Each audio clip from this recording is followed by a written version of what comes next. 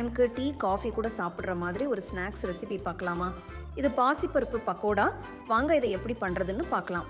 ஒரு பவுலில் பாசிப்பருப்பு, உளுத்தம் பருப்பு, பச்சரிசி சேர்த்து நல்லா கழுவிட்டு தேவையான அளவு தண்ணியை ஊற்றி 2 மணி நேரம் ஊற விடுங்க. 2 மணி நேரம் ஊறினதும் தண்ணியை வடிச்சிட்டு ஒரு மிக்ஸி ஜாருக்கு மாற்றி தண்ணி ஊற்றாமல் அரைச்சிக்கோங்க. அரைச்ச மாவை பாத்திரத்துக்கு மாற்றி பொடியாக நறுக்கின வெங்காயம், பச்சை மிளகாய், இஞ்சி, உப்பு, பெருங்காயத்தூள், ஓமம், கொத்தமல்லி சேர்த்து நல்லா மிக்ஸ் பண்ணுங்க. கடாயில் தேவையான எண்ணெயை ஊற்றுங்க. எண்ணெய் சூடானதும் அடுப்பை மிதமான தீயில வச்சு கொஞ்சமாக மாவை எடுத்து எண்ணெயில் போடுங்க. பொன்னிறமாக பொரிஞ்சு வர வரைக்கும் பொரிச்சு எடுத்துக்கலாம். அடிக்கடி கலந்து விடுங்க. அப்போதான் எல்லா பக்கமும் ஒரே மாதிரி வெந்து பொன்னிறமாக வரும்.